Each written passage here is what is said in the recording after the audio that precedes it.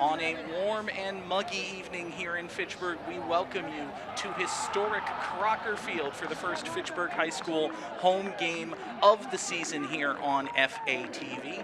I'm John Grugerty, joined of course by Dan Bolak. And Dan, though it is the 107th season here at historic Crocker Field, in many ways it's a whole new experience here in downtown Fitchburg. Could you have ever imagined a light show like this here at historic Crocker Field? Brand new lights, brand new track, brand new playing surface. It's a brand new experience here in Fitchburg. Incredible renovations have taken place since the last time we joined you here from Crocker Field, right in the heart of downtown Fitchburg on FATV. Incredible, it's a fantastic experience. The playing surface is brand new, the lights are brand new. Massive thanks go out to the people who made this possible, including, and not limited certainly, but including the Crocker Field Restoration Committee, the New England Patriots Foundation, the City of Fitchburg. Tremendous amount of financial support, work, effort, manpower has gone into this playing surface. If you come on down, folks, if you're in Fitchburg, we absolutely encourage you to come on down and experience this. If you do, you will see it is still in many ways a work in progress, but we are here. It is the first Raider home game of the season. Darn, this feels good, Dan. This is fun. Oh, yeah. Yeah. This is fun times. This is why we do this kind of stuff. And in addition to being the first home football game of the season, there is the matter of a football game. The Red Raiders come into this game with a record 0-2 on the season, and Dan, they're taking on a team in a rather similar position in the Rams of Shepherd Hill. Yes, these teams pretty similar in terms of their roster size, both about 60-odd players, both in terms of the number of upperclassmen, both just under 20, and both in terms of record, they're both 0-2. Fitchburg opened with a 42-0 loss to North Middlesex and a 40-6 loss against West Boylston. Meanwhile, Shepherd Hill, taking on two tough Eastern Mass teams, lost 27-16 to Concord Carlisle, and then last Friday night, a 55-8 defeat at Marblehead. Team captains are at midfield for the coin toss. You see there left to right for the Red Raiders. Luis Santos obviously won't be taking part in this contest. We wish him the best in his recovery. He's joined by Ali Coheel. And to the right is number 55, Masango Amate Nagabe. Those are the captains for the Red Raiders of Fitchburg. I can tell you William Sirleaf is one of the captains. Their choice to the second half. And we get our verdict from Rip Charters, our referee. So we will see the Fitchburg offense first. First chance to see the Red Raiders at home here on FATV. As you can see, they will be going left to right, wearing the brick and pewter, we decided, are the names of the official colors, right, Dan? That's what we decided on. See Diego Gutierrez Serrano, also one of the captains, along with Sirleaf. The other two are both playing the role of Sir not appearing in this game. Shepherd Hill, meanwhile, looks a little bit Notre Dame, a little bit Boston College, maybe, with the white jerseys, gold helmets and pants. It's a classic color scheme. There are a few different schools around in Central Mass who go with that sort of setup, like Doherty, like Algonquin. Like Shepherd Hill, turns out. For the first time this season from historic Crocker Field, we will step aside, turn it over to the Fitchburg High School marching band with the playing of our national anthem. Dan and I will be back in a moment with all the action right here on FATV.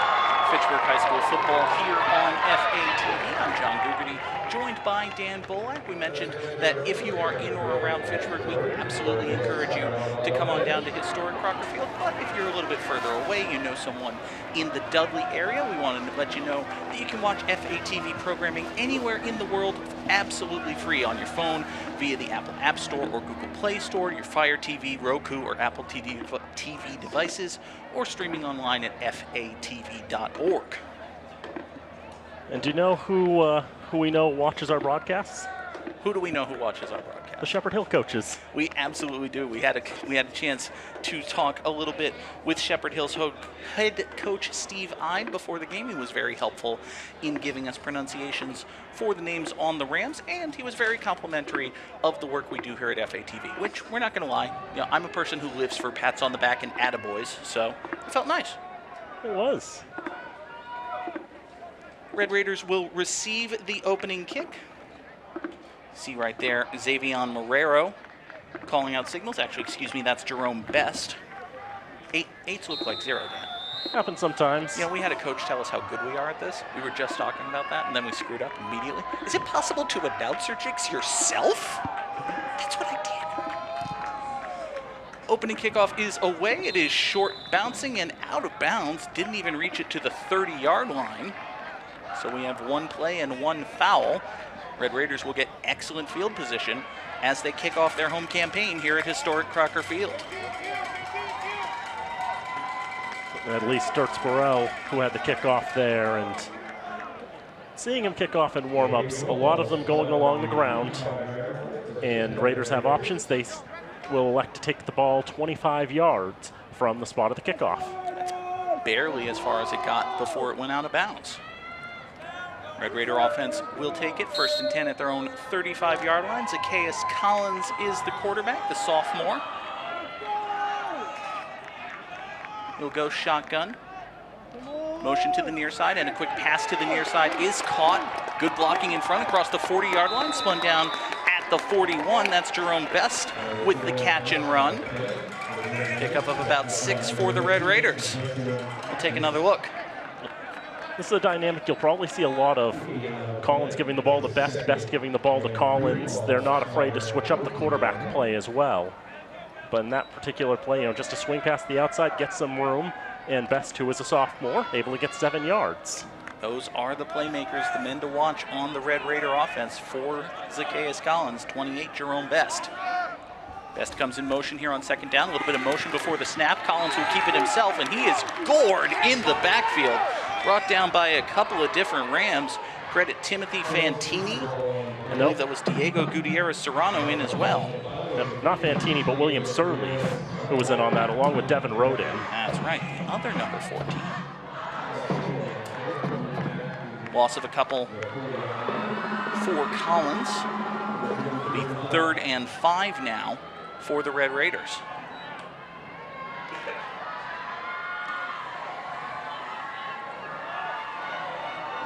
Fitchburg will go shotgun. They've got 3 receivers bunched up on the near side. Best to the right of Collins. Collins will keep it himself. Designed run. Dragged down from behind. Player almost grabbed his jersey to halt his momentum. Zacchaeus Collins picks up about 3.5 yards, but he needed 5. And now right away, Dan, an interesting decision for Coach Paul DiGeronimo. It is interesting, yeah. So first few plays, they make their way back out to the far side. They feel like they found some success there. They found some on the very first play from scrimmage, not so much on the last 2. There's Michael Woodson, the man who had Zacchaeus Collins by the back of the shirt. You could see the jersey almost tearing away from his body. Good job by him to halt the quarterback's momentum, stop him short of the line. And now on 4th and 2, Dan, the Red Raiders are going for it. They will go under center. Might just be doing the hard count here. Best comes in motion. There's a jump. Dan, how many times have we seen this in the years before on the other side? Encroachment, defense, 5-yard penalty results in a 1st down. 4th down, less than 5 yards. You line up, you count hard, you hope the defense jumps. Rams were a little indisciplined that time. You got a couple different, right there. Jump across the line, that's an instant flag. Yeah, it looked like it was Sirleaf on that far side for me who made the jump across. and just go hands to the head, surrender Cobra, knew immediately what he'd done, and it wasn't good. It's a free first down for the Raiders. 1st and 10 Raiders at their own 48-yard line. Ball spotted just inside the near side hash mark. Handoff straight up the middle, goes to the fullback, Ali Coheel. His first carry of the game, good for a couple yards. Coheel just under 50 rushing yards on the season. Mentioned the Raiders come in with a record 0-2 on the year, as do the Rams. Both teams have conceded 82 points in their first 2 contests of the campaign. So just 2 sides both trying to find their legs, basically. 2 very young rosters as well. Fitchburg State, 52 active players, just 9 of those are seniors. Handoff goes to Best on the jet sweep on 2nd down. He gets out to midfield. Not much further than that, gain of maybe a yard. It'll be 3rd down and 8 for Fitchburg. This time they try to make their way to the other side.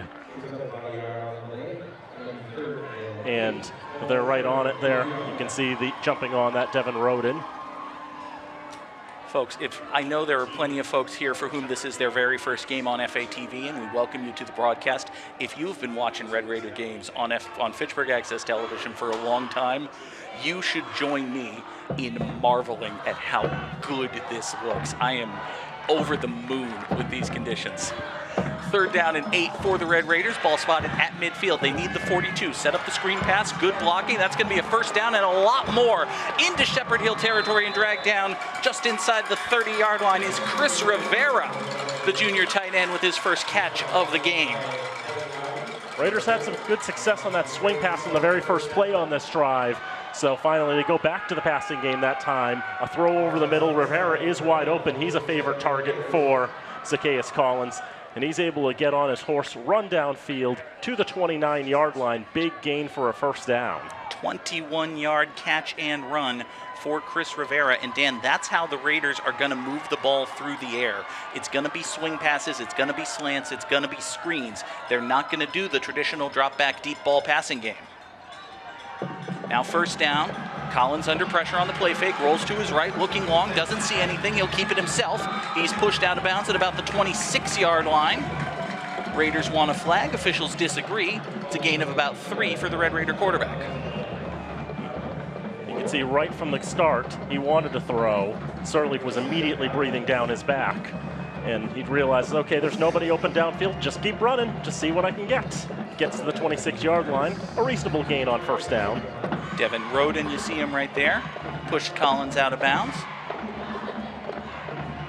2nd down and 7 for Fitchburg. They're at the 26. They need the 19. 7.5 minutes to play here in quarter number 1. Coheel, the lone running back. Best is set up as a 2nd tight end to the right. He comes in motion. Handoff goes straight up the middle to Ali Coheel. He hits the line and is driven back after a gain of call it a yard and a half. It'll be 3rd and a long 4. So long they're going to call it 5. 3rd and 5. And you will see with how the Raiders are setting up, they're using a lot of different formations. We've seen them run the shotgun. We've seen them line up under center. They've even used the triple option in a game earlier this season. They have a lot of different formations available to them. It seems, Dan, at first glance, it's going to be a lot of putting Jerome Best in motion from somewhere. He's going to line up in the backfield and swing out. He's going to line up as a tight end and come back in motion. This time they go empty backfield. Best is the receiver on the left side. Everyone else is bunched up on the right. Now, jet sweep to Best. That one was blown up immediately. Lawrence Colon burst into the backfield. Collins might have been thinking of keeping it himself, but he had nowhere to go either. That was in trouble if you do and in trouble if you don't. They went with the handoff to Best, and Colon was up to the test. Sometimes it's a matter of you have to try to contain the defense the best you can. In that particular case, Colon blowing through the line, there were no good options there for Collins. Speaking of no good options, how do you feel about 4th and 11 from the opponent's 30-yard line? Yeah, that's the point. You got to go for it. Even if 30-yard line's not the worst place to give the ball to your opponent to start. So try to get what you can, and if you can get a 1st down, that'd be gravy. Try to set up the wide receiver screen. Pass is complete on the far side, breaking through one tackle. And down at about the 21-yard line is Jonathan Torres, his first catch of the game. He got about 9, but unfortunately he needed 11. Shepherd Hill's defense holds. The Rams force a turnover on downs. Take another look at this one. Yep, the Raiders have looked solid, at least throwing the ball, but there was just a lot of different players that Torres was going to have to squeeze his way through. His first reception of the season gets him 9 yards, but not quite enough for the first down. And we mentioned Dan Zacchaeus Collins, they don't have, I don't know if it's a lack of arm strength or a lack of play calling, but they don't have that downfield passing attack that you'd really want on a 4th and 11. They try the screen and it doesn't really amount to much for Fitchburg. Now Shepherd Hill's first play of the game is a pretty big run. First down carry went to Colin Navin. He gets himself a first down, 14-yard carry for him. Puts the Rams at their own 35-yard line. They've already gotten back all the yardage they gave up on that 4th down play and a little bit more. Shepherd Hill is going to be driving hard down the field. I mean, it's going to be their running game that's going to be doing most of the work for this team. They only have 8 pass attempts from their first 2 games. See the quarterback there in Lee Sturts-Burrell. He's a sophomore. No wide receivers, nobody more than a yard deep of the ball. Handoff goes this time to Devin Roden. He gets back to the line of scrimmage, maybe a little bit more than that. They'll give him a gain of 2. It'll be 2nd and 8 for Shepherd Hill. Shepherd Hill has long historically run the double wing. And one thing that might be of an advantage to Fitchburg is they played West Boylston last week, who also is a long-running double wing team. So for Fitchburg, they at least have a little bit of familiarity in the fact that they've seen this formation before, just as recently as last week. And, you know, not everybody runs the double wing. It's one of those things you see in the high school level, but you may not see so much in the college level. 2nd down, 8. Handoff goes this time to Colin Navin again. He's got another big gain and another Shepherd Hill first down. Mark him down at about the 47-yard line. So 2 big runs for Colin Navin have Shepherd Hill on the march. That time, Dan, there were 2 handoffs. Pitched it initially to Roden. He handed off to Navin. Now back to live action. Ball carrier here is Jean Bardier. He gets into Red Raider territory. Another good game. They're hurrying up, too. Shepherd Hill right back to the line, 2nd down, 4. They think they have an advantage, and they're going to press it. Navin again. He's got himself another first down. 3 carries and 3 first downs for Colin Navin, the sophomore. Dan, Navin only had 3 carries in the season coming into today. He has 3 today. One of the things we're talking about with Coach Ide is the fact that they are a little down in terms of injuries. They had to switch some players' numbers around to shore up the line a little bit. And we know for one thing, one of those players who got a lot of carries, Talon McDonald, he's not fit to play tonight. So that means more opportunities for other players, such as a Colin Navin. McDonald had the 2nd most carries on Shepherd Hill coming into today. He is not playing at all today. Now on first down, bit of a busted play, but it's a great one for the Rams. Sturts-Burrell keeps it himself. He gets another first down. And Sturts-Burrell's 1 carry on the season went backwards. This one goes forwards for about a good 10 or so yards. I don't know if he intended to hand that off to Bardier or if he just got caught up with Bardier, but I think that was definitely not a designed run. It just worked out well for the Rams. Plays are happening so quick I can barely see them in my binoculars. I can barely type them in. I can barely see them on replay. Everything's happening. 1st and 10, Shepherd Hill at the Fitchburg 33. Navin hands off this time to Roden. He busted to the near sideline. Devin Roden turns the corner, 15-10, and he's spun out of bounds inside the 5-yard line by Lionel Ginlay. Tremendous run there for Devin Roden. It's the 2nd time we've seen Shepherd Hill go with that double handoff. This time they tossed it to Navin, who handed it to Roden. He got a big gain out of that one. Call him out at the 6, so that's where it will be 1st and goal for Shepherd Hill with 2:45 to play here in quarter number 1.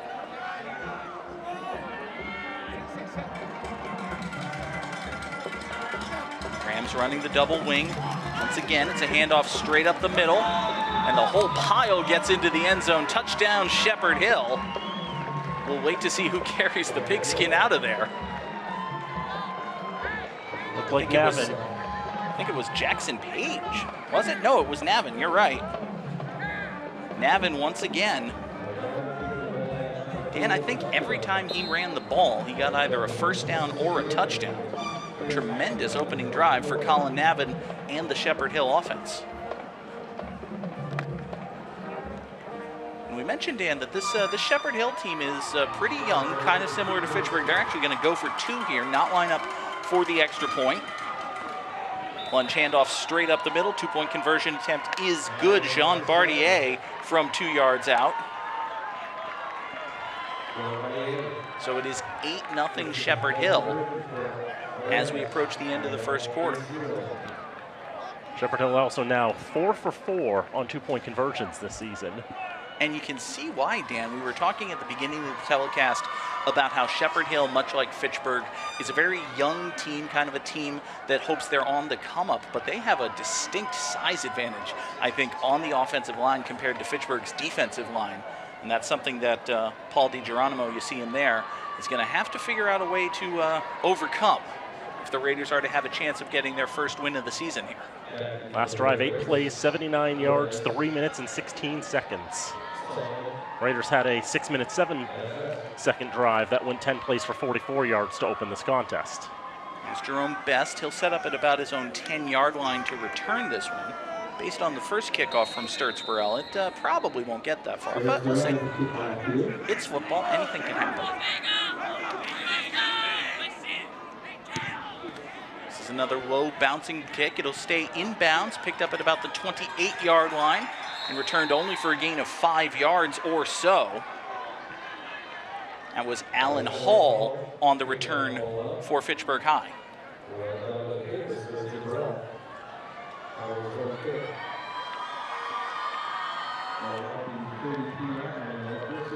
Give it to the 33-yard line. Sturts Burrell, who also makes the tackle, too.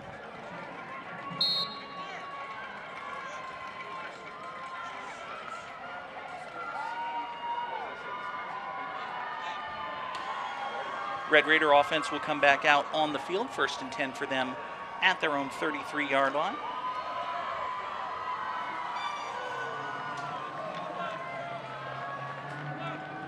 Zacchaeus Collins will go from the shotgun once again. Best comes in motion to the near side. They'll swing it out to him again. That's a double pass. Best going long. Wide open is Alan Hall. No one within 20 yards of him. Touchdown, Red Raiders!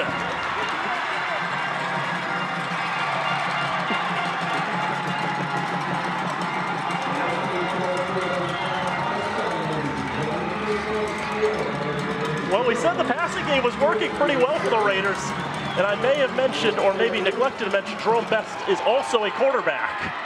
This, Dan, is very similar to the first play from scrimmage for the Red Raiders, and intentionally so. They do the swing pass once again to Best, and this time it was backward. It's an intentional double pass. No one came within 60 feet of Alan Hall as he took that one in for 6 points. Extra point attempt is up and good. 2:16 to play here in quarter number 1. It is 8-7 in favor of Shepherd Hill. And for the first time from the newly renovated Crocker Field, let's hear from Mr. Touchdown.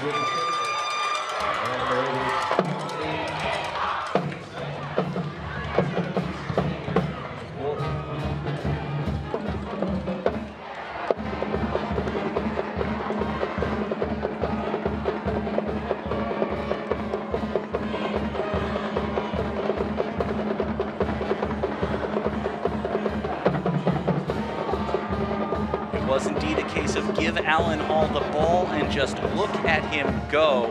Dan, that was a wonderful play call by Fitchburg.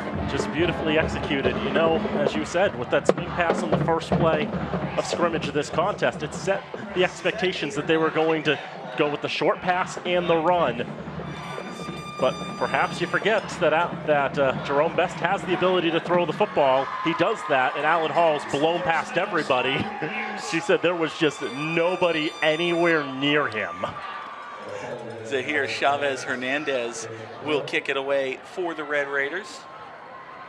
Had a little trouble getting it on the tee, but that seems to be resolved. Devin Roden back to return for the Rams. He's got a pretty solid foot as well. It's a low line drive kick, bounces in at about the 17. Picked up there and returned out to the 35-yard line. Pretty good return for Shepherd Hill. And give that to William Sirleaf. The senior brings it all the way up to about the 35 or so. But we do have a Raider down.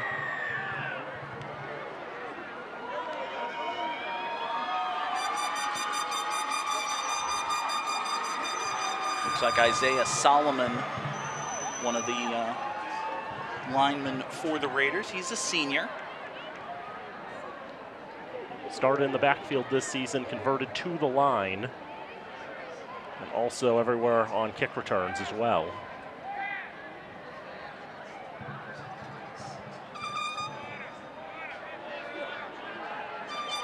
And Dan, after that one-play drive for Fitchburg High, the only thing that you might be a little bit concerned about, and obviously like you'll take the one-play drive and the big score touchdown, you got to be a little curious as to how the Raider defense is going to respond. You know, they didn't have that much time to recover and catch their breath after really not being able to stop Shepherd Hill at all when they got the ball. We just saw, how Shepherd Hill was able to drive their way upfield, how they were able to take advantage of the no-huddle offense, and also the discombobulation of running the double wing, all the different options. It's basically a triple option style backfield. Good to see Solomon up on his feet, walking off under his own power. We'll keep an eye on him on the near sideline, let you know if he gets back into this game. Coach DiGeronimo walking alongside him as he heads to the sideline. Shepherd Hill's offense will come back out, 1st and 10 at their own 35-yard line. 2 minutes, 10 seconds to play here in the second quarter.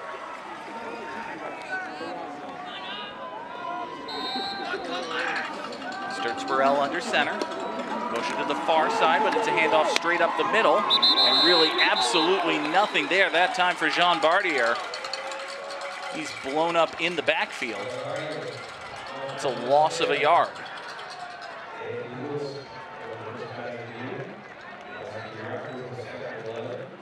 Anthony Lewis is one of the tacklers there. And sometimes you're just able to get the personnel in the right spot. You guess the correct ball carrier, and you're able to stop them for a short gain, or in this case, -1 yard. Do the double handoff this time on 2nd down. Better result for the Rams. It's Navin once again. First carry for him that doesn't result in a 1st down or a touchdown, but still a nice gain for the Rams. It'll be 3rd and short now for Shepherd Hill. That's another thing, too, is sometimes you can guess right. You guess who gets the handoff from Sturts-Burrell, but it may not necessarily be the guy turning upfield. It's just a matter of time, I think, Dan, until they do that same formation and toss it and don't hand it off again, try to go around the end. Now on 3rd down, it's a plunge up the middle. Absolutely nothing doing there. Big stand for the Red Raiders. They stop Bardier a yard shy. Now it's 4th and 1 at the 45. It's a rather big call for Steve Ide and the Rams. Raiders did go for it on 4th and short on their first drive of the contest. Feels like this is a similar circumstance. I feel like this is a good place to go for it with how the offense has worked. Shepherd Hill will actually go for it, not succeed in driving the Raiders off, but they do succeed in just picking up the 1st down. Through sheer force of stubbornness, they're able to get 6 yards into Red Raider territory and a 1st down. That was Devin Roden with the carry. Roden came in today the leading ball carrier for Shepherd Hill, 28 carries, 181 yards, and 2 scores. Right back at it on 1st down. Plunge up the middle, gets about 4. That time it was Navin.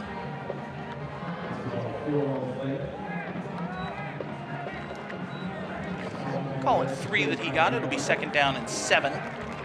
Solid pitch there for Navin, who's just a sophomore. It's the end of the first quarter. And that is indeed the end of the first quarter. So we have played 1 period of football here at historic Crocker Field, 8-7 in favor of Shepherd Hill. Dan, this has been a very entertaining first quarter of action. Oh, absolutely. We've seen some entertainment and then some.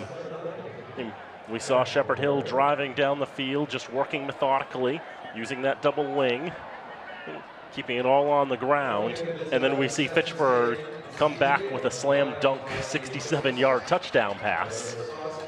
Teams will change ends for the first quarter, but while we have a moment, we want to take this time to thank the underwriters who make this and every remote production possible here on FATV.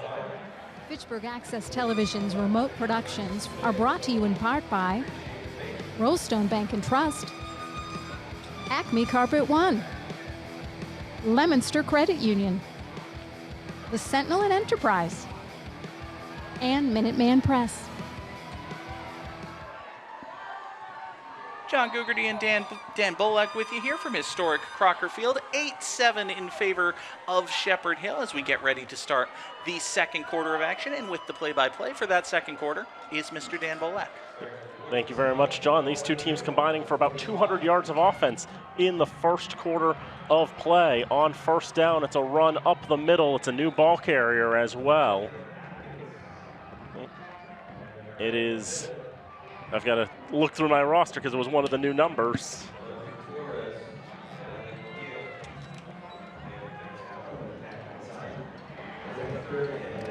Dan, I don't think we got an 18. We got two 18s who we were told changed numbers. One's on the line, the other one's not playing, so that's unfortunate. It could be Jay Sean Atkins. He had 2 rushes for 18 yards coming into today. We're just going to have to give it to Atkins there. Sure. Give him to the 39-yard line. He'll have it again, going to the right side. He'll be tackled by Zacchaeus Collins, but it looks like he'll get across the line to gain and give him a first down. I mentioned we had a chance to talk with Steve Ide before the game. He was very generous with his time.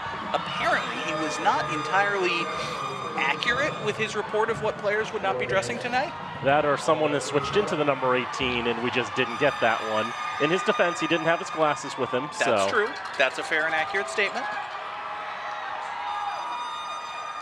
So the gentlemen were all going to agree to call Jay Sean Atkins, gets a couple carries, and heads to the sideline. This one goes up the middle. Keeper for Lee Sturts-Burrell. The sophomore quarterback will get it to the 36-yard line, or they'll give him the 37, so that's not really much of anything. It's the second time tonight, Dan, we've seen something that looks like it might be a busted play. I don't know if it is or if they have a play that's designed to look like a busted play, but that one just busted. As it goes. 10:15 to go in the second quarter, 8-7 Shepherd Hill. It is early in the season, and this is a rather complicated offense to learn, so some jitters are to be expected. Roden bounces into the line, stays on his feet, and he's still up on his feet at the 20, the 15, the 10. It's going to be wrestled out of bounds, I think, around the 5-yard line. They'll give him all the way to about the 2. Jonathan Torres had him around the neck. A little surprised he didn't pick up a penalty for this. Take a look at the end of this play. Ball spotted at the 1-yard line. 36-yard run for Roden. Now just driving the pile forward into the end zone. Touchdown, Rams!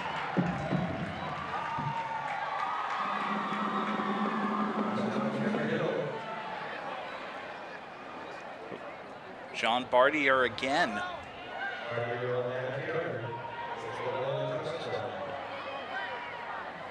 Just a quick handoff, and the line does all the work from there.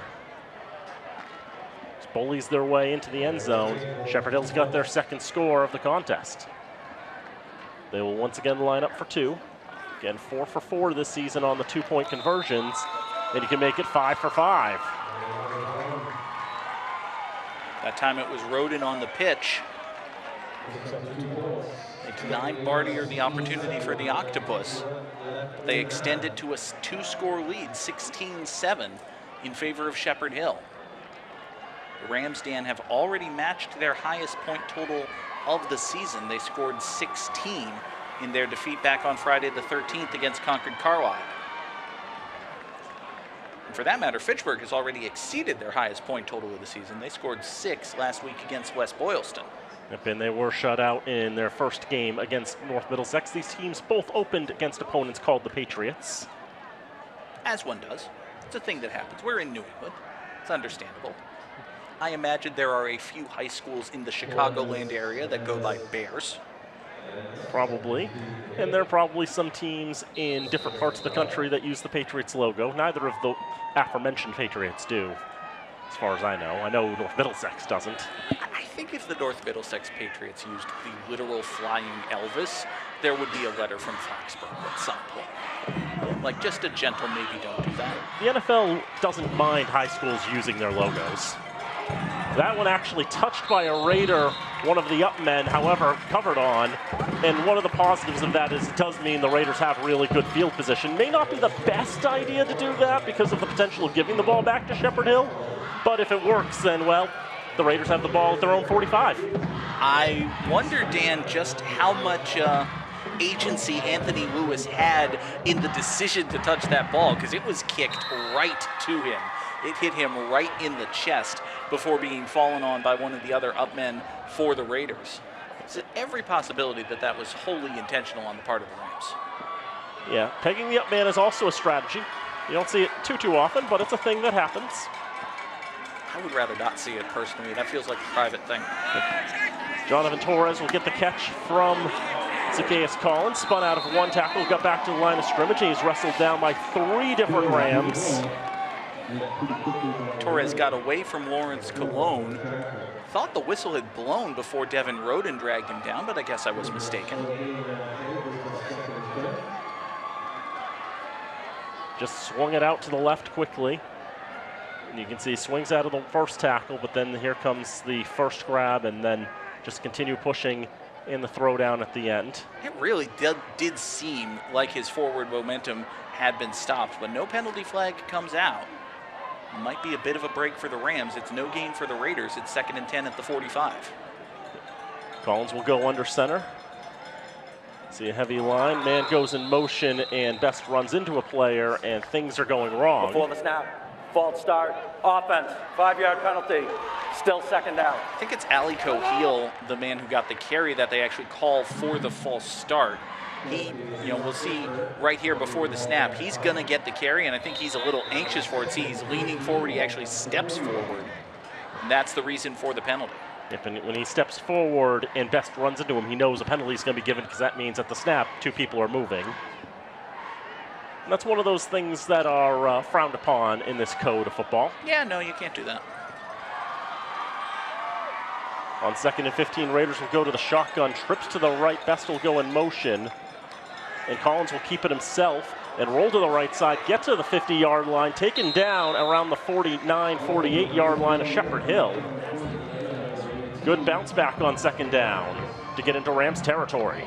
Very similar, Dan, to a play we saw Fitchburg run in the first quarter. That one ended in disaster as Best was blown up in the backfield. This time, Zacchaeus Collins keeps it himself, finds a seam to the right side, gets back all the penalty yardage and a bunch more. Now a very manageable 3rd down and 3. I don't like to predict this kind of thing. I'm lying. I do like to predict this kind of thing. How deep does the Raiders' bag of tricks go? Because, 3rd and 3 on your opponent's 48, that feels like it's time for a little trick play, doesn't it? Perhaps. They'll put trips out to the right again, line up under center, tight end to the left. It's going to be Collins who ultimately keeps it himself, trying to find a hole up the middle. But a couple of different Rams get in the way of that. Sirleaf and Atkins will hold them to a gain of just 1 yard, and now 4th and 2. Try the play fake, and then Collins just follows right up the same hole. Neither the upman Coheal nor Collins himself were able to pick up anything. Dan, are the Raiders punting? Looks like it. I'm sorry. It's 4th and 2. You're on the opponent's 47. You're 0 and 2. You're losing. Why are you punting? Well, maybe the Raiders might take some time to consider because they've just called their first timeout with 6:55 to go in the first half. I swear I don't have my mic wired into Paul DiGeronimo, but why were they punting? I think the logic here is they do have a solid leg in a punter in Zahir Chavez Hernandez. He's averaged about 30 yards a punt. That's lovely. And he can get that ball well deep into Rams territory. Okay. And the idea is maybe trust the defense, try to pin them. However, see, therein lies the problem, Dan. That Shepherd Hill has 143 yards on the ground right now and 2 scores. They have looked fairly close to unstoppable, so I don't really think there's much of a difference in giving them the ball with, say, 90 yards to go to their goal line versus, say, 65 or 55. A fair point. I don't know. I mean, look, there's a reason that I'm up here yakking about stuff and not down there actually coaching football. But I will say that the Raiders have come to their senses and sent the offense back out on the field. And so they'll go with the shotgun on 4th and 2. Have to get to the Rams' 45-yard line for a fresh set. Collins will keep it himself, get on his horse, roll to the left side. He's going to be, I think, just short from my eye, but it will come down to the spot. That is a very generous spot. They needed to get basically right to the 45-yard line. And they will not even measure. First down, Raiders. See there, that right foot forward from the side judge right on the 45-yard line. Collins bounced it out here, and ooh, boy, Danny, I think that replay tells the story. He was a good football and a half short of the 45-yard line, but they gave it to him, so we'll take it. Yeah. Listen, I'm literally wearing a red sweater vest over a gray shirt right now. I can only be so unbiased. We take those. Timeout, Fitchburg. Their second timeout. Now Fitchburg will call their second timeout with 6:18 to go in the first half.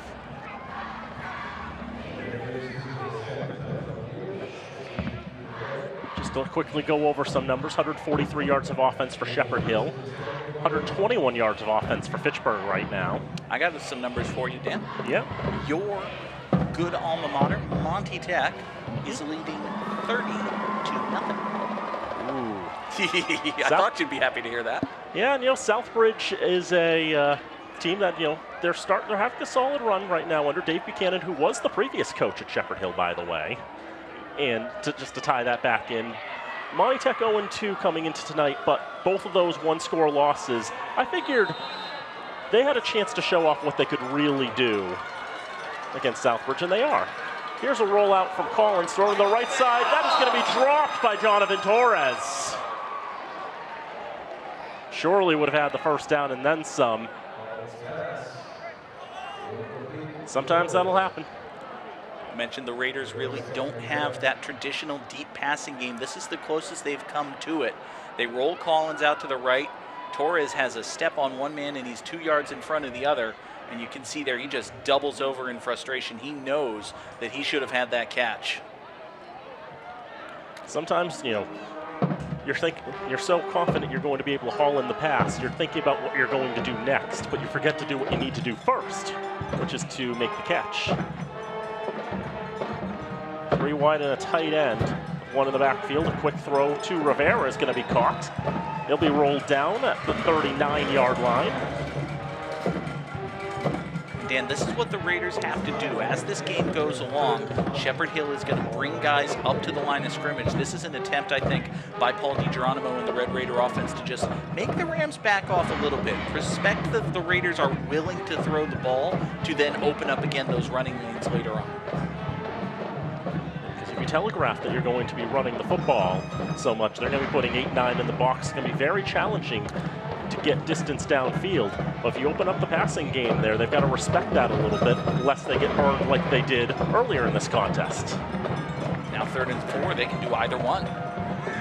So Collins trying to take it, trying to follow Best as a blocker, but the Rams break into the backfield from behind and are able to pull Collins down back at the original line of scrimmage, back at the 45-yard line. William Sirleaf and Blake Remillard got there. There you see Remillard. He's a junior.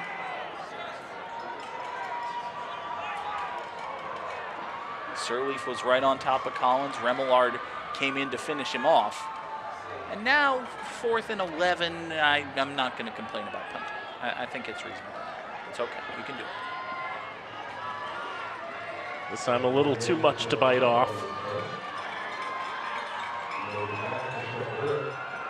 Chavez Hernandez ready to boot this one. Puts it high in the air. It'll take a bounce at the 20-yard line, but bounce backwards there.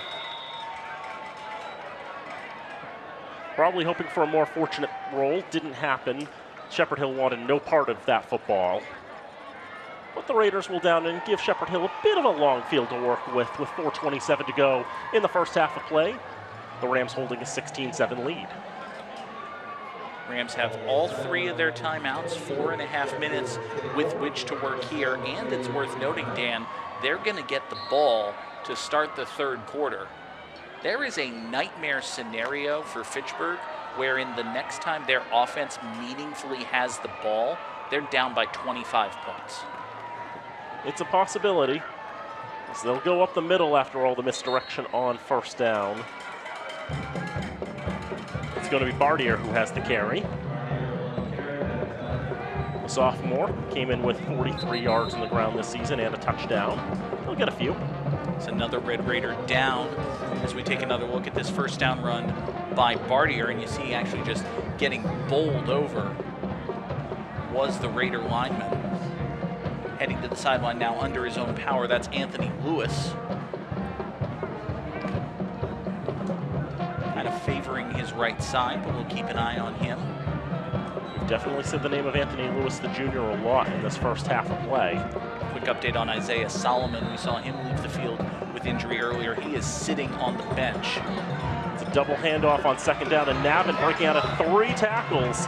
Finally gets rolled down to the floor at around the 40-yard line by Best.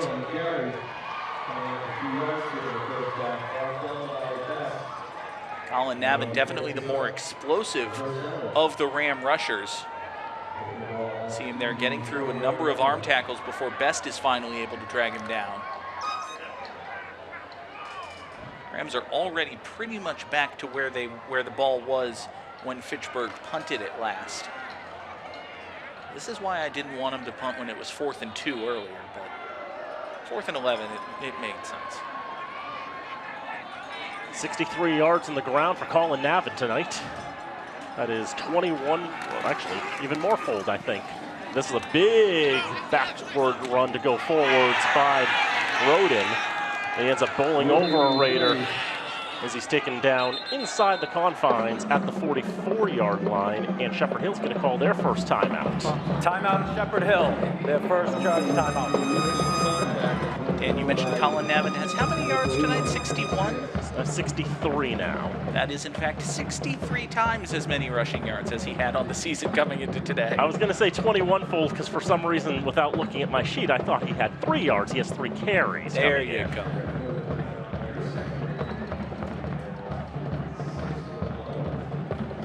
.306 to go in this first half. 9-point lead for the Rams. They come from Dudley and Charlton, primarily Dudley because that's where the school is. You could hypothetically, in Dudley, you can jump on Route 31 and you can just take 31 all the way up here to Crocker Field. It's a very nice drive. No deviations, and you avoid the Worcester rush hour traffic. That's also a bonus. Mr. Sweeney doesn't like that idea, though. Well, I avoided Worcester. I came up through Greenfield and Irving. Just took 91 to 2. It was nice. Route 2 is a lovely piece of highway. Especially in the fall. Oh, yeah. Spot at the 45-yard line.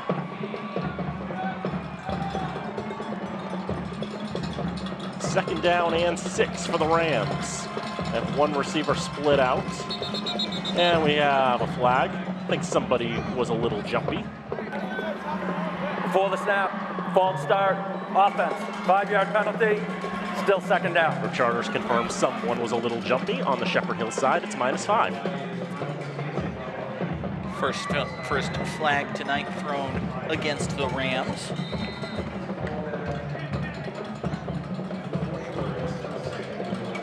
Red Raider defense would love to get a stop here, give their offense a chance to put points on the board before halftime.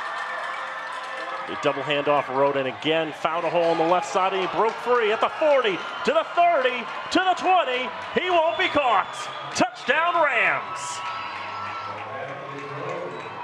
A 60-yard touchdown run for Devin Roden, and it's 22-7.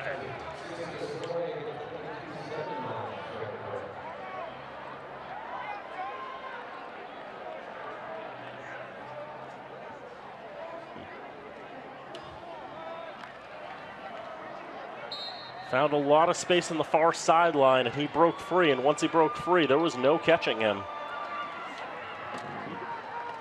Navin's going to try to carry it in, following his blockers, and that's the thing to do. It's very successful for Shepherd Hill. The two-point conversion good. Once again, Shepherd Hill remains perfect on the converts. 2:51 to go in the first half, 24-7 to the Rams. Well, I did mention that Fitchburg's defense had a chance to give the offense the ball back with a chance to put points on the board. That wasn't entirely what I was thinking, but hey, I didn't specify. The genie granted my wish. It's entirely my fault. You get a jerkwad genie, and sometimes... I'm sorry.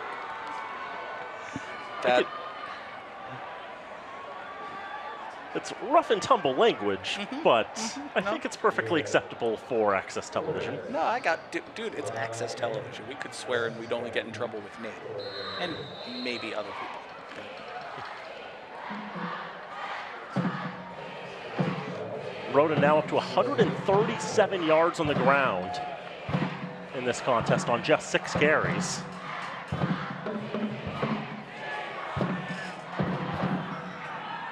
Lee starts Burrell, ready to kick it off. Another squibber, big second hop. Picked up around the 27-yard line by Best. Best running up the middle. Eventually runs into some personnel at the 49-yard line. May have actually been one of his own guys, if anything, that he ran into. He feels he could have had a lot more than that, but it's still a really good run back there for the sophomore. Yeah, Jerome Best is as despondent as I've ever seen anyone after a big 26-yard kickoff return. See, right there, he just runs into the back of Lucas Savard, who was blocking for him. And you can see Best is just frustrated with himself. He thinks he should have had a lot more than that. Still a really good return. Best already has a touchdown pass tonight. They've not been afraid to go to Best as a quarterback. But we've only seen him take the one throw in this contest. And as he lines up to Zacchaeus Collins, first down, pump fake to the left, now a throw to the left, trying to find Allen Hall, but just a little overthrown that time. Try to hit the home run ball with the pump and go. That time Collins just put a little too much into the go. Hall couldn't quite catch up with it.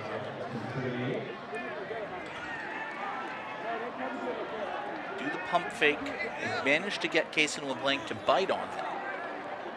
Collins' pass had a little bit too much air under it. Hall wasn't able to catch up with it. But the big play, Dan, is there for the Raiders if they can hit it. They've had a couple chances for some chunk plays that haven't come through. They did have the one big touchdown. Second down, Collins rolling right. Looking for some time, throwing downfield. He's got Best this time, but he'll step out of bounds at the 25. Saw Fitchburg run very similar play earlier in this game, Dan. Design quarterback, roll out to the right, hit the receiver on a corner going in that direction. First time they tried to find a different receiver and the ball was dropped. This time they get it in the hands of Jerome Best. He secures the catch, gets out of bounds. Gets almost half of what the Raiders needed to get a touchdown. They were at midfield, now they're at the 26-yard line. 24-yard reception there to Jerome Best.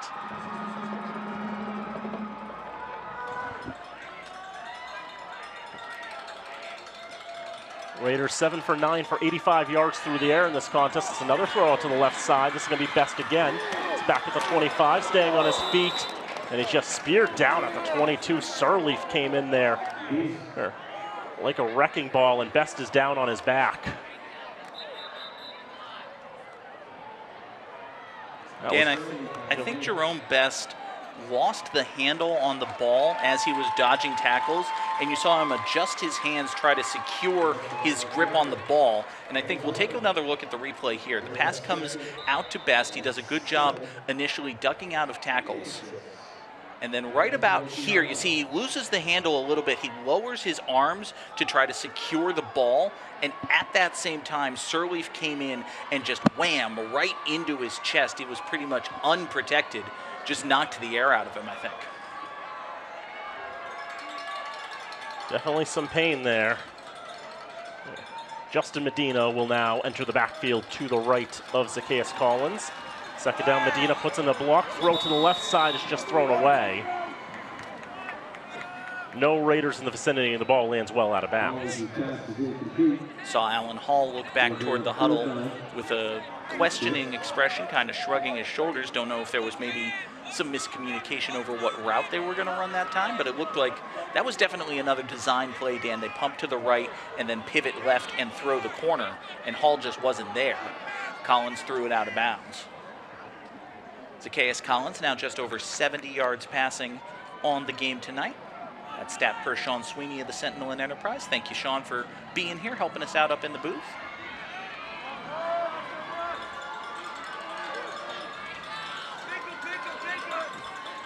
Third down and 6. Collins to the right. Tries to throw and just dropped by Best. He's back into the game. Tried to get that one going to his right and just could not handle the football. Saw Collins and Best connect on that play earlier in the drive. Collins, menaced by Sirleaf, delivers a perfectly thrown ball. For the second time on this possession, Dan, Jerome Best is beside himself. Thought he should have had more on the kickoff return. Now he thinks he should have run that ball in. This is their final timeout. The Raiders will call their final timeout, try to figure out exactly how they'll convert here on 4th and 6.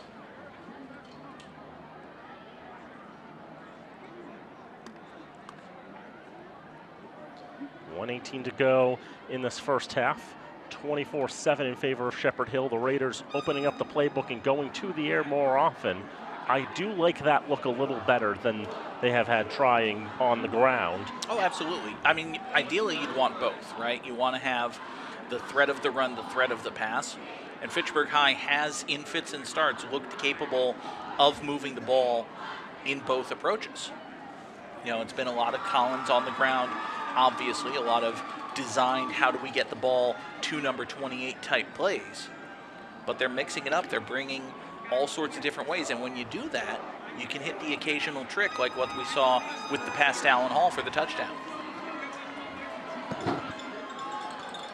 Raiders have to get to the 16-yard line to reset the downs. They've got themselves 3 receivers, a tight end, and 1 in the backfield for Collins out of the shotgun. So rolls to the right, he's got some time, tries to find Coheal. The bullet pass is just too hot and behind Coheal. He can't haul that one in. And that'll turn the ball over. First time today we've seen the Raiders try to hit Coheal in the passing game. Now the Rams get the ball back. They do have 2 timeouts with which to work. But with the double wing, Dan, 78 yards is a lot to ask in 73 seconds. 2 timeouts or no 2 timeouts. We've already seen a few big runs broken out by the Rams. We saw Roden get to the outside, and once he got to the outside, he was just playing faster than everybody. And Roden will have the ball as he's going through the line at the 30, the 35, the 40, to 50, the 40, the 30, and as I said, he's just playing faster than everybody else. Touchdown, Shepherd Hill. 78 yards for Roden. He's over 200 in the contest on just 7 carries.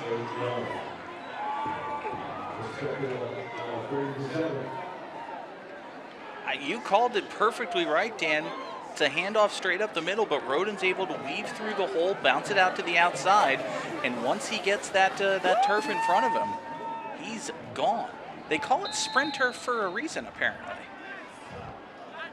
He's already exceeded his total yardage from the first 2 games. Had 181 coming in already, from my count, 7 for 215. He'll take a break on the convert as they'll go to Navin, who gets wrestled down beyond the goal line, and it's yet another conversion for Shepherd Hill. 32-7 they lead.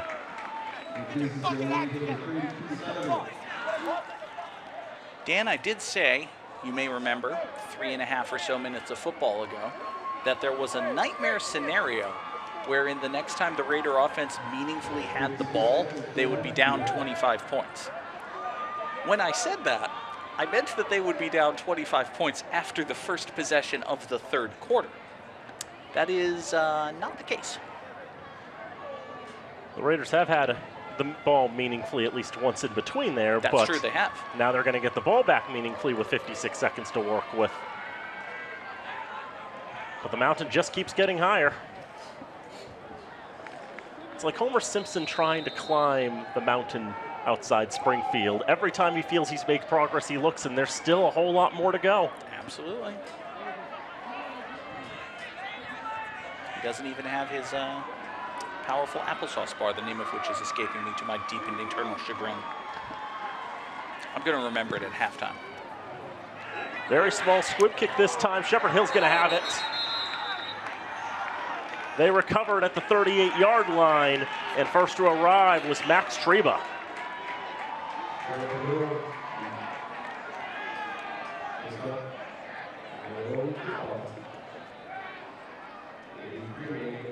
We saw on Shepherd Hill's last kick, they basically kicked it directly at one of the upmen for the Raiders. This time, Fitchburg has not adjusted their base kickoff return formation. They only had one player within 20 yards or so.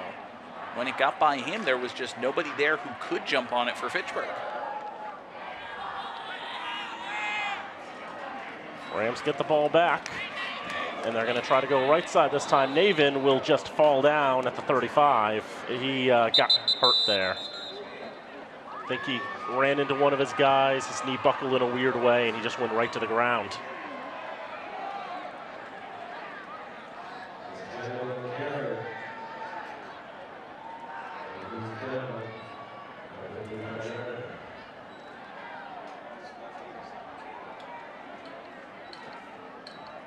Colin Navin had a very good first half. The sophomore, we mentioned, had only 3 carries coming tonight. Carried the ball 8 times. He's got 67 yards on the ground.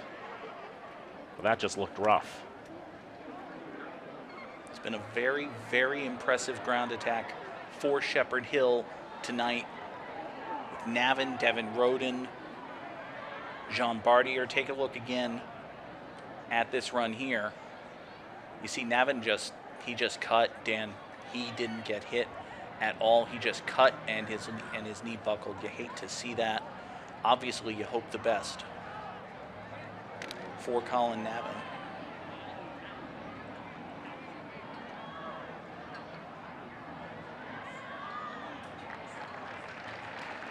He is able to get up, and he's hobbling off the field under his own power. That is very, very good to see. Obviously, that had the potential and for a moment had the look to be a disastrous injury for him, and we certainly hope the best for him. We'll keep an eye on him, see if he's able to return to this game. Wouldn't be surprised if, even if he feels okay, they just keep him on the sideline for the remainder, but we'll see. I mean, he's had a good first half, but I think it's a matter of, at this point now, it's a 25-point lead. Let some other personnel get a shot at running the ball. Well, it's going to be a pass this time. Sturts-Burrell throws. It's tipped and incomplete. Jerome Best breaks it up. First time they go to the air tonight looking for Jay Sean Atkins. And Best will have none of that. Less than a minute to play in the second quarter. Rams still putting the pedal down, as they should. It is, after all, only the second quarter. Good job by Best getting back and breaking up that pass. Was a little bit underthrown by Lee Sturts-Burrell. Sometimes with this double wing, you kind of forget that teams can drop back and pass. That time, a spin move by Sturts-Burrell basically turns 360 degrees, runs up the middle, go to the 31-yard line. Timeout, Shepherd Hill. Their second charge timeout. Shepherd Hill's going to take a timeout. So they're going to have a legitimate try at getting their 5th score of the half. Shepherd Hill's offense has been tremendous, Dan, and I certainly don't want to give Steve Ide too many pointers. I would suggest, and this is the 3rd time they've run it, so I feel like we have a sufficient sample size, the play where the quarterback fakes a handoff to nobody, spins around, and then dives forward should probably take that one out of the book. Might need to retool it a little bit. It's fine. Listen, we've all built plays in Madden that don't quite work out the way you think they would.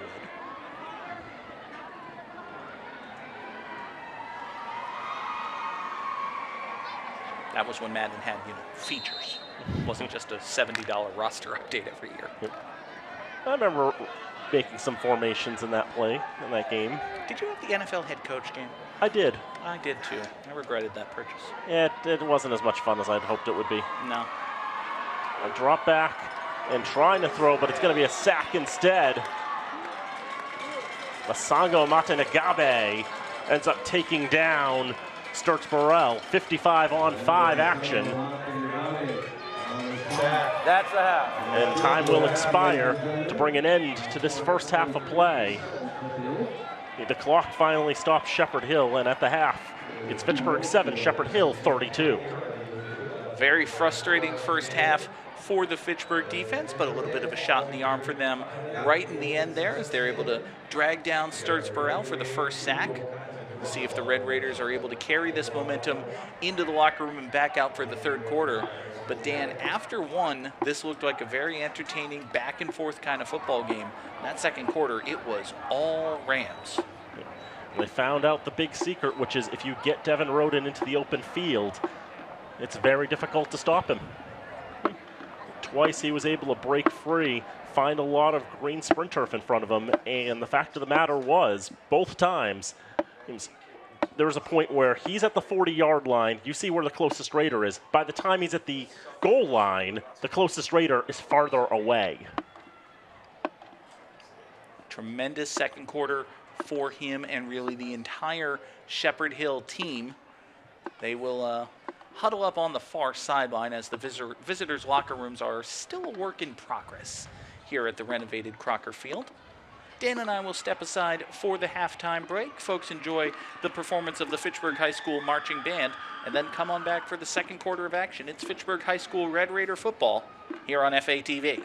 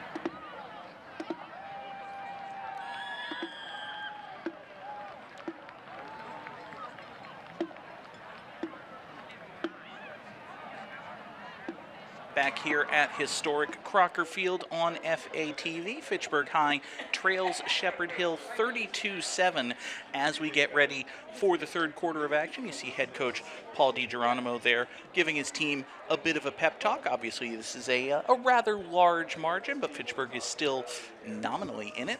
So we'll see if the Raiders are able to narrow the gap. Shepherd Hill getting ready for their second half of action as well. I'm John Grudy, joined of course by Dan Bolak. Dan, Fitchburg played Shepherd Hill pretty tight in that first quarter.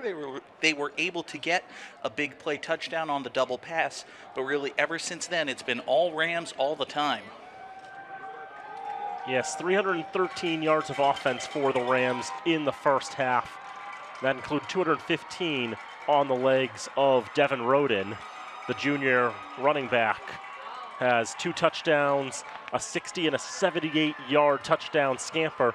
And really it's just a matter of finding some holes in the Raider defense, getting out to the flanks, and getting some open space. And if Roden gets free, then it's just disaster for the red and gray. Tremendous first half for him, but he hasn't been doing it alone. We've also seen Colin Navin, Jean Bardier do tremendous work for Shepherd Hill on the ground as well. We also, by the way, were able to clarify Akeem Rose is also one of those contributors, the mystery number 18, who was not on this particular roster. But we got some investigative journalism during the break. We wish Jay Sean Atkins the best wherever he may be, but he is not at Crocker Field this evening. Not playing in this game, at least. Shepherd Hill will receive the kickoff to begin the second half. Shepherd Hill's very last drive of the first half, the only one that ended with them not in the end zone, but that was because they only had 56 seconds to work with. It was time as much as the Raiders that stopped the Rams that time. 2 different Rams standing at the 10-yard line, and Devin Roden and William Sirleaf. The big gunners on offense and defense, you could say. So here's Chavez Hernandez, ready to boot it away, puts it on the ground. It'll roll to the 18-yard line. A little bit of trouble picking it up by Sirleaf. He's got it in his hands now at the 30, 35, 40. 45-yard line. A number of Raiders will take him to the ground. Say Jinley and Jaden Jones would be the 2 that I'll give credit to the tackle, but it was a team effort. Really good blocking in front of Sirleaf and really good vision to spot the hole and then hit it well. I mentioned a couple of times already that we talked with Coach Steve Ide before the game. William Sirleaf was not listed with a number on the roster. As you see him hobble to the sideline there, we'll keep an eye on him. But Sirleaf was not listed with a number. There were a number of Rams in that situation, and when we mentioned Sirleaf and tried to get his number, Coach Ide said, yeah, you're probably going to want to know that one. Turns out, yeah, we wanted to know that one. Roden follows his blocker to midfield, now to the 45-yard line. He'll be wrestled down by 3 different Raiders. Give credit to Coheel, give credit to another couple of players as well.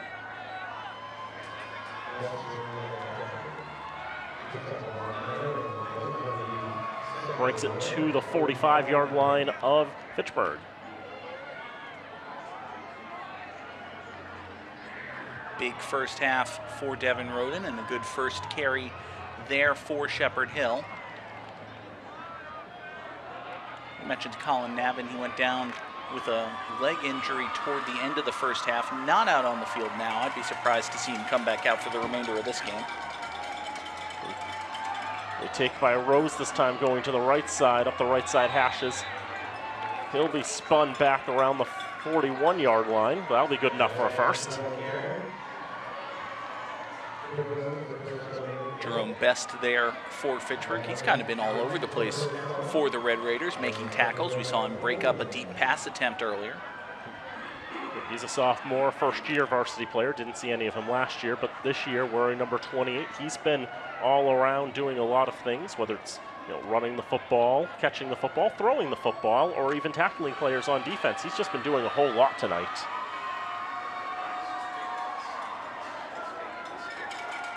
First and 10 now for the Rams. They got the first down on that last one. And they go up the middle this time. Forward progress halted. Bartier able to get to the 39 for a gain of 2. Ran right into the arms of Ariel Melendez, and that time Melendez was able to drive him back. He had some help. Sango Amante Nagabe is a rather large bit of help. Another one of those big defensive contributors for the Raiders, also just a junior. 2.5 tackles for a loss in the first 2 weeks of the season. A couple fresh backers in for the Rams. It's going to be Joshua Gallant in the backfield. Gallant lines up right to the back. It'll be Roden who takes it this time, turns direction to his right, staying on his feet. Finally taken down. Melendez and Amante Nagabe combining again around the 30-yard line. Another first down coming for the Rams, their 13th of the night.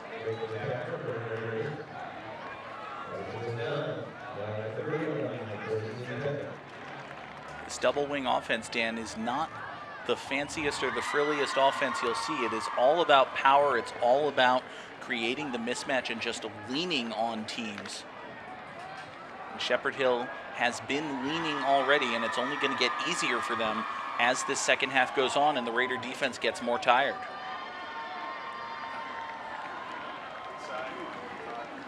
Inside handoff this time, and look at the line driving forward and getting a lot of extra yardage. I think that was actually Gallant, the ball carrier. Yeah, I'd give that to Gallant. I didn't see Bartier on the field at all, actually, for that one, or at least not in that pile. But it wasn't just him, Dan, who got a 7-yard gain. Like, the left guard got a 7-yard gain. The center got a 7-yard gain. The right guard got a 7-yard gain.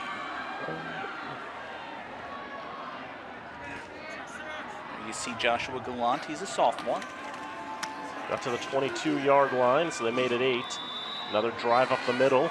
The whole pile is beyond the line to gain, so you can safely say it's a first down.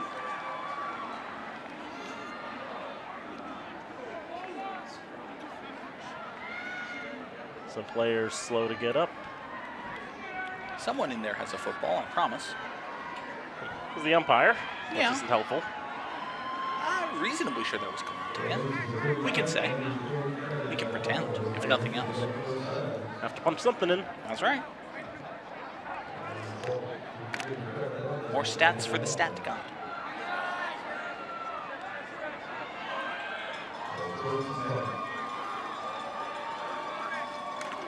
So first and 10 again. Goes to the right side this time. This is Rose who's past the 10-yard line.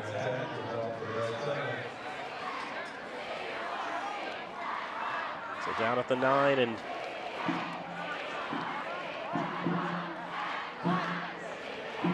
you'll have to.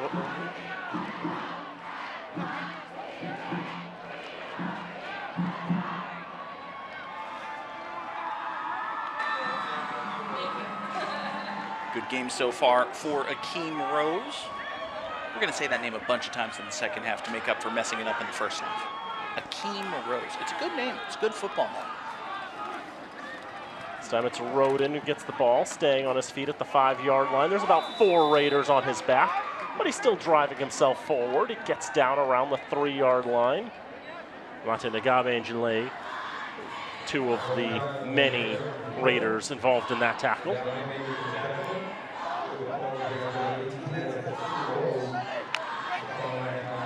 Now goal to go coming.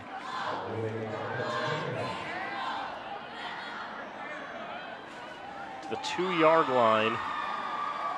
First and goal for the Rams, and it's been extremely tough to stop this team when they're this close to the goal line, as the 4 2-point conversions will tell you. Will be Roden going for his 3rd score of the game, and he will have it. Touchdown, Shepherd Hill.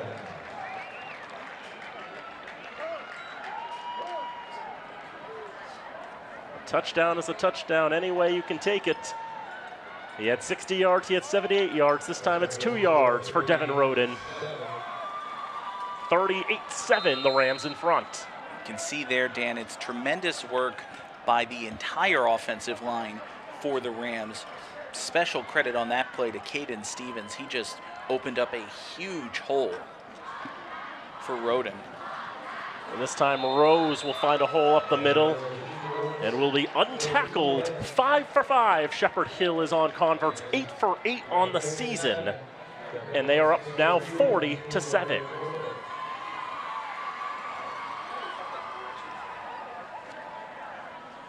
Thought coming into this game, Dan, that it was one of the more winnable contests for Fitchburg High that they've had this season. But it's starting to resemble very much their first 2 games of the season, the 42-0 defeat to North Middlesex and the 40-6 loss at West Boylston. And we've seen the past couple seasons, it's been tough for Fitchburg High, kind of on the down cycle, trying to reverse that and come back up. There's clearly some work to do, I think would be fair to say. The impression we're also getting in this particular contest, there feels to be a size mismatch on the lines. Oh, yeah. Shepherd Hill may be young, but they still have a lot of large individuals. And I will say that neither team's roster had heights and weights. So we can't really quantify that with actual hard data. But just sort of the eyeball test.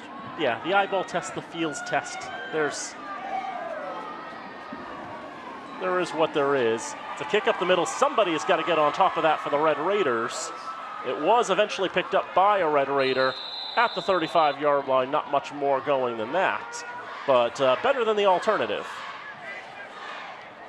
You saw the entire, the second line of players for the Raiders, Dan, just kind of stood there and watched that ball as it was coming at them for a long time, like they didn't really know what to do with it.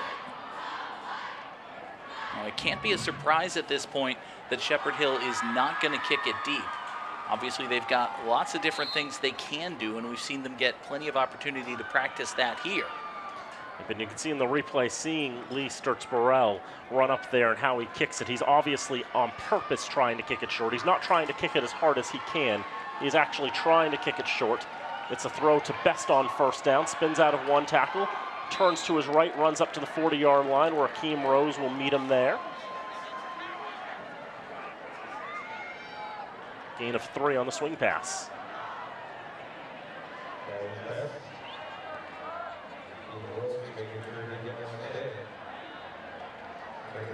Akeem Rose was there. Dylan Roden was there.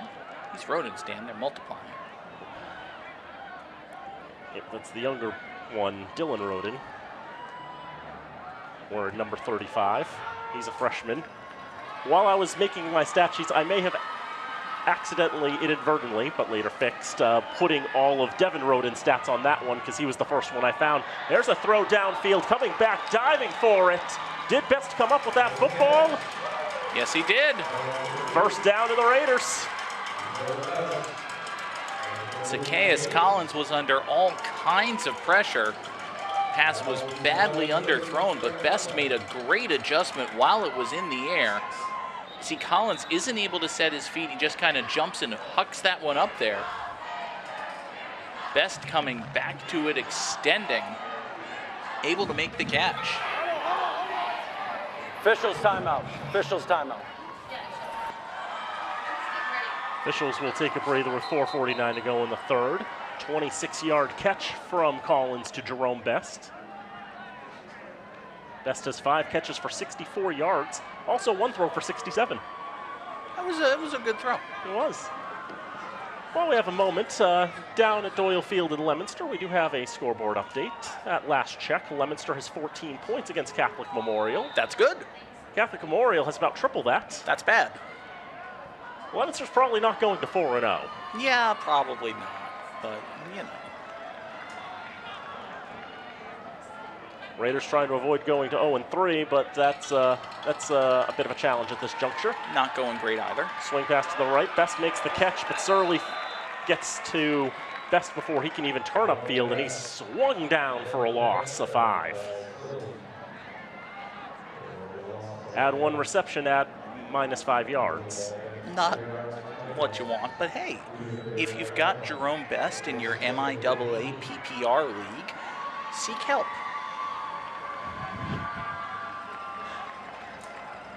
Can't follow that one up. 2nd and 15 coming from the 39, and there is William Sirleaf.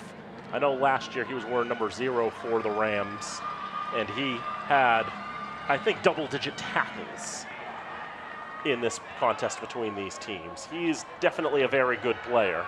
Collins rolling to the left, trying to find some time, looking for Torres, but it's just a bit overthrown.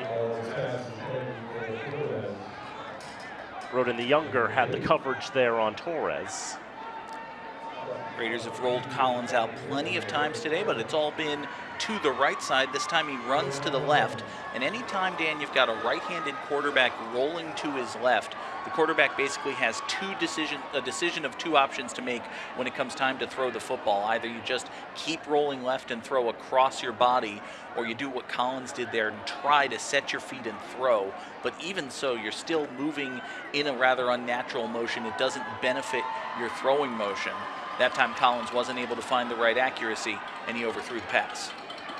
3rd and 15 coming. Will he throw over the middle? Intercepted! Picked off by Javon Richardson.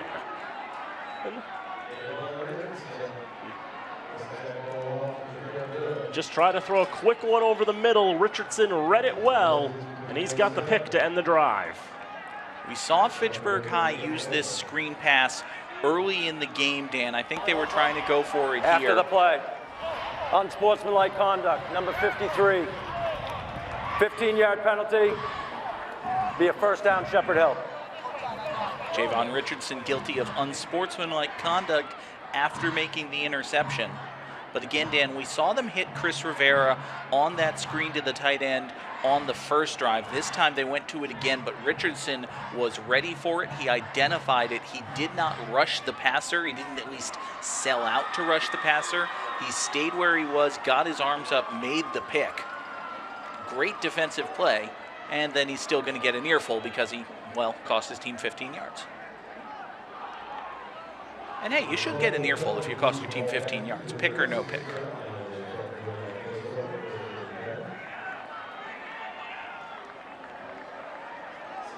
3:26 to go in the 3rd quarter. And a plentiful lead for Shepherd Hill. It's Braden O'Neill who came in at quarterback for the Rams. Shepherd Hill might be going a little bit to the backups here. Logan Vega, the ball carrier there, which feeds that assumption. It is, after all, a 33-point game. We're 3 minutes of game time away from going to the running clock.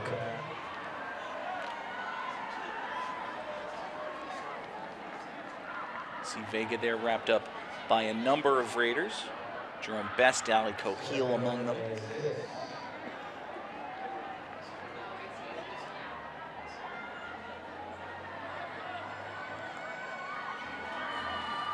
Second down coming here.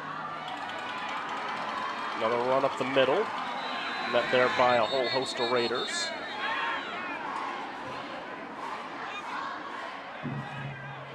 Awful lot of clean jerseys on the field there for Shepherd Hill. Indicative that we might be seeing some guys a little bit deeper on the depth chart. Vega is among them, had just 2 carries on the season coming into today. He has 2 on this drive.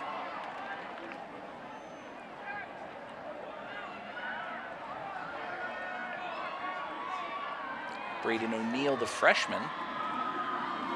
Don't believe he's seen any action for the Rams, but he's into this one in the 3rd quarter. Another rugby maul up the middle.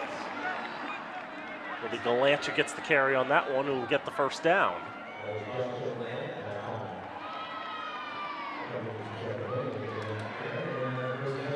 Take it all the way to the 46-yard line of Fitchburg.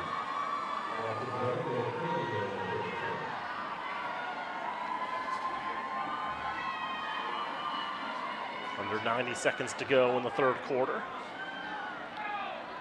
5 touchdowns, 5 conversions for Shepherd Hill. 1 touchdown and an extra point for Fitchburg. We'll continue to change up the personnel, get some new faces into the contest. Let's go to the left. Dylan Roden will get his first carry of the night. Roden, a freshman, getting the handoff from O'Neill, a freshman. There is probably no truth to the rumor that there's also a 7th grader named Declan Roden, but I wouldn't be surprised. It tracks.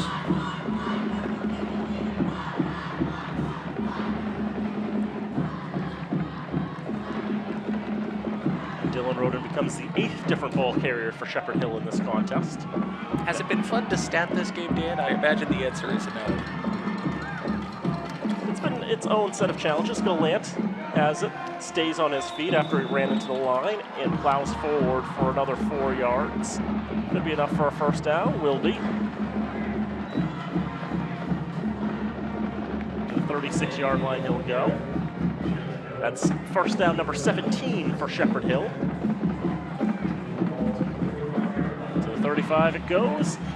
And the whistle is That is the end of the third quarter. Another score for Shepherd Hill, and mercy shall be declared with a 33-point lead after 3. The Rams lead 40-7.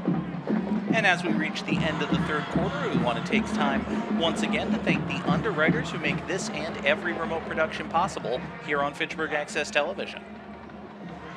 Fitchburg Access Television's remote productions are brought to you in part by Rollstone Bank and Trust, Acme Carpet One, Lemonster Credit Union, the Sentinel and Enterprise, and Minuteman Press. Thanks as always to all of those businesses for their assistance in bringing you all of the fine production here at Fitchburg Access Television. It is a beautiful team doing beautiful work from, I must say, Dan, a beautiful field. The football leaves a little bit to be desired, not going to lie, but look at this field. It looks so good. It looks so good. You can see it. The lights are bright. They're even. It's very nice. So we get ready for the fourth quarter of play here. 40-7 is the score in favor of Shepherd Hill. Run up the middle on first down by Gallant. Gets a couple yards. Joshua Gallant, the sophomore, one of many Rams who are doubling and tripling their season totals for carries today. Second down and 8 coming up for Shepherd Hill. These have been two very young teams. Only 4 seniors listed on the roster for Shepherd Hill. Fitchburg themselves only has 9 seniors and only 10 juniors.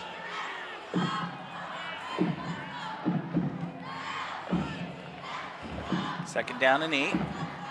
Taking it to the right this time is Logan Vega. We're going to spot him down at the 31-yard line, gain of a couple. Raider defense having a little more success stopping the second unit for Shepherd Hill. For a lot of these ball carriers, a lot of these players, good opportunity there to get some playing time, get some experience in a varsity setting in front of a nice crowd here in Fitchburg. And you mentioned, Dan, this very young team for Fitchburg. They're definitely taking their lumps here, but the hope is, especially with these young players, as they develop and grow. You know, Zacchaeus Collins is only a sophomore. Jerome Best is only a sophomore. You hope the building blocks are there for the next great Red Raider team. Pitch goes back up the middle on third down, driven back toward the line of scrimmage. Devin Roden had the carry that time. Is that Devin or Dylan? Dylan. Dylan Roden. Dylan Roden. Thank you. I knew what I wanted to say, and then I didn't say it. That's fine. We're reasonably sure it wasn't Declan Roden because we're reasonably sure Declan Roden doesn't exist. Just made him up out of whole cloth. He's like Randall Stevens, but you know, we can't prove that.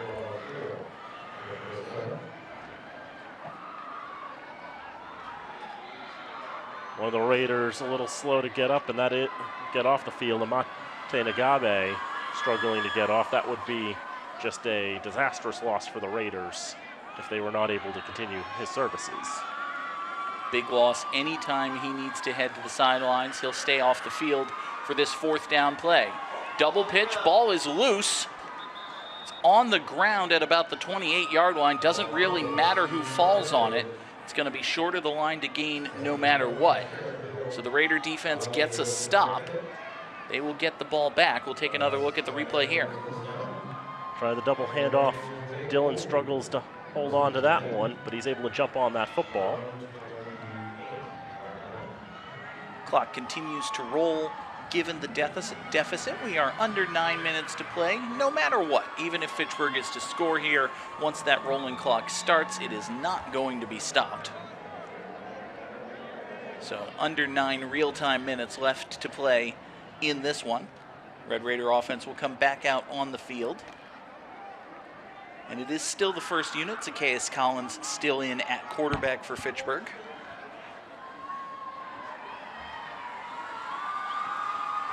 Handoff goes up the middle on first down.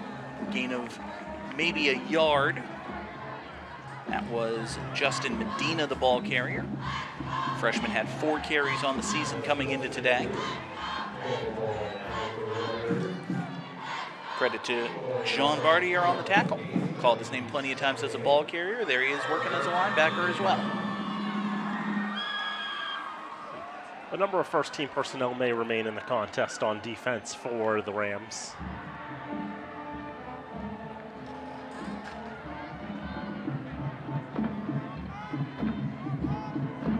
Second down and 8 for the Raiders. Medina will line up to the left side of Collins.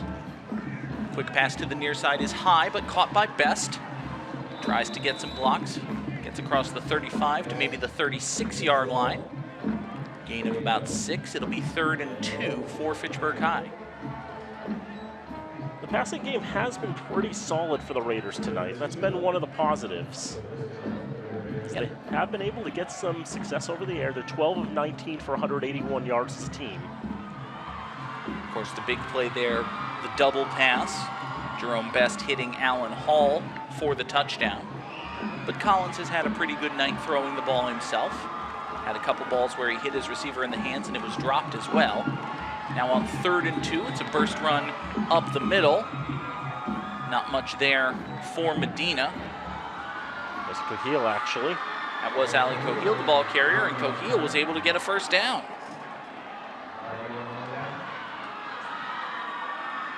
So keep the clock rolling, but move the chains nonetheless. 1st and 10, Fitchburg at their own 38-yard line. Red Raider offense would like to get some more points on the board, get a little bit of momentum as they get ready to host Auburn, ranked number 10 in Division 5. They'll come to historic Crocker Field next Friday. First down pass is complete. That's Best again on the far side. And Dan, we don't want to give anything away, but we're very excited about next week. It'll be the rededication here of historic Crocker Field, and fingers crossed, don't say any specific names, but we're hopeful that there will be a rather important gentleman in attendance. There will be several, in fact, very important folks. There will be special guests. There will be. We can promise that much at least. Absolutely. So absolutely, folks, we encourage you, if you are able, to come on down to historic Crocker Field, right in the heart of downtown Fitchburg. The rededication ceremony will be at 6 o'clock, kickoff at 7:30. 2nd and 10, Red Raiders, play action fake. Steps up, pass over the middle is caught, breaking through and gone. Touchdown, Red Raiders, Jonathan Torres. Zacchaeus Collins stepped up and hit Torres in stride over the middle. He took off and ran. There was nobody between him and the end zone. Said the passing game's working well. You see the play action, stepping up, not afraid, even with all those individuals. Throws over 2 Rams, finds Torres, and he just breaks free. And Dan, I think it was the strong safety from the defensive left side who came in trying to make a big hit and knock that ball loose. When he did that, he lost contain, wasn't able to get the hit. There was nobody behind him, and Torres was gone.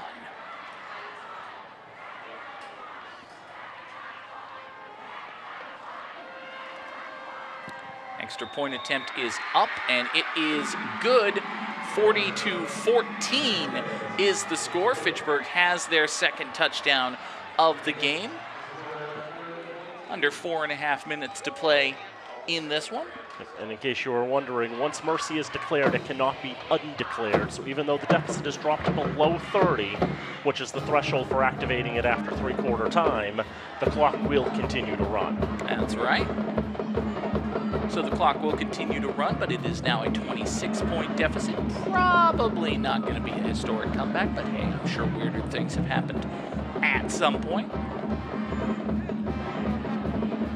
I got to say, Dan, I know it is early in the season. This is the largest I have ever seen the Fitchburg High School cheerleading contingent. There are a lot of kids down there. And you know, you love to see it. Yeah. Still having a lot of fun out there. Absolutely.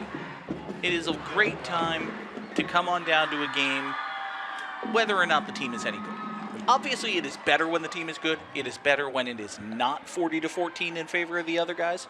But no matter what, if you're in Fitchburg on a Friday night, and the Raiders have a home game, come on down to Crocker Field. By the way, this actually matches the Raiders' high from last season, 14 points. Low bouncing kick will go out of bounds at about the 21-yard line. Second time today we've had a kickoff go out of bounds. And then while we have a moment, we want to thank the tremendous crew helping us bring you these sights and sounds here from Crocker Field. Our director tonight is Nate Glennie, doing a fantastic job as always. Todd Govan is on replay. There you see Seth Rigby. He's one of our camera operators. Seth also ran the parabolic mic tonight. Milena Mahoney on camera as well. First time for Milena. Robin Como, Isaiah Emanuel, and Max Goffstein also ran camera for us tonight. Thank you very much to them. And of course, none of this would be possible. There you see Robin and Isaiah up top. None of this would be possible without all of the tremendous crew here at FATV, and of course, our technical supervisor and basically everything guru, Travis Falk. He's fairly impossible to put an official title on what Travis does for us here at FATV, because the short answer is everything. First down carry for the Rams, picks up about 4 yards. There's Max working the parabolic. It's a new addition here to the production. It's a very fancy, very specialized piece of equipment.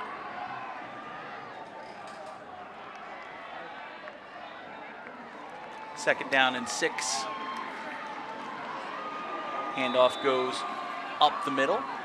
Gain of a couple for Lawrence Colon, the freshman. First time we've called his name.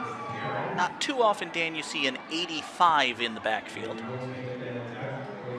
Not very common. Gets to the 43-yard line. Sometimes just a matter of the numbers go where the numbers go. We were talking with Coach Ide, and he mentioned how they had to change so many numbers because they're moving so many players onto the line and thus players coming off the line.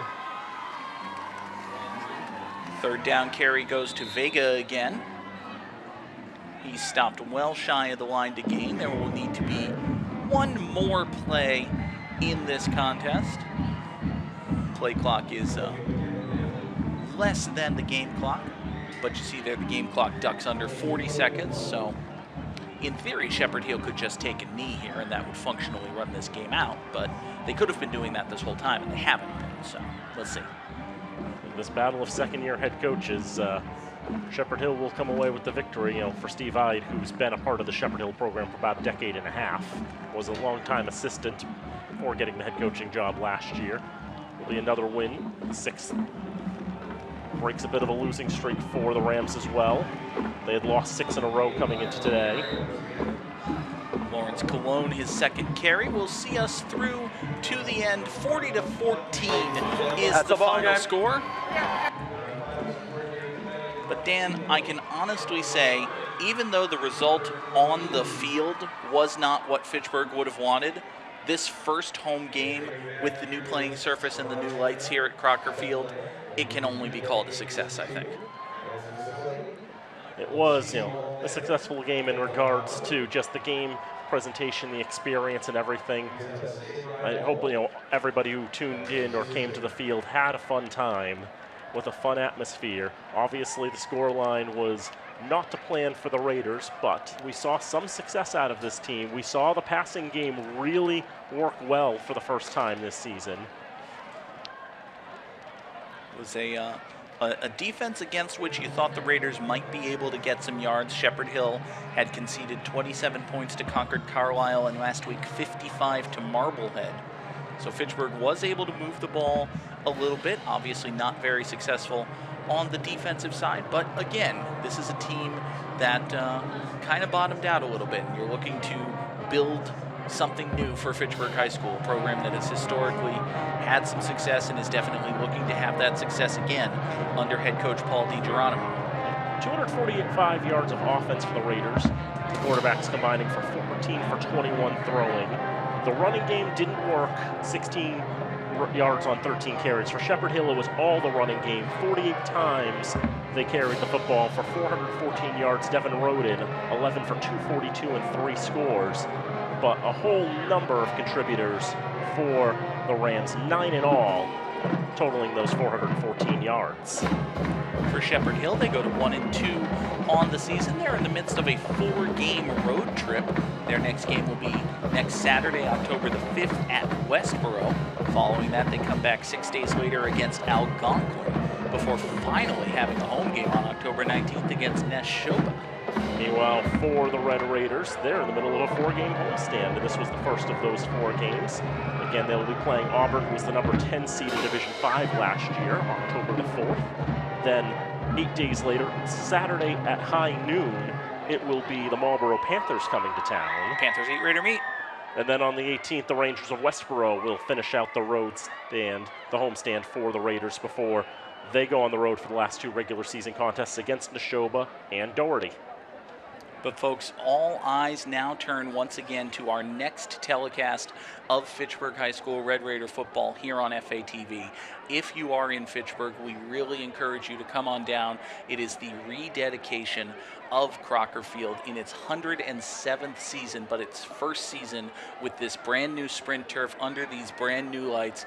There will be special guests aplenty next Friday right here at historic Crocker Field. The rededication ceremony begins 6 o'clock. Kickoff is at 7:30 as Fitchburg High plays host to Auburn. And folks, we will have all of it for you right here on FATV as well. So one way or another, we absolutely encourage you next Friday, come see that game. But for now, for all of the FATV crew and of course my partner Dan Bullock, I'm John Gugerty saying thank you so much for being with us. We will see you next time right here on FATV.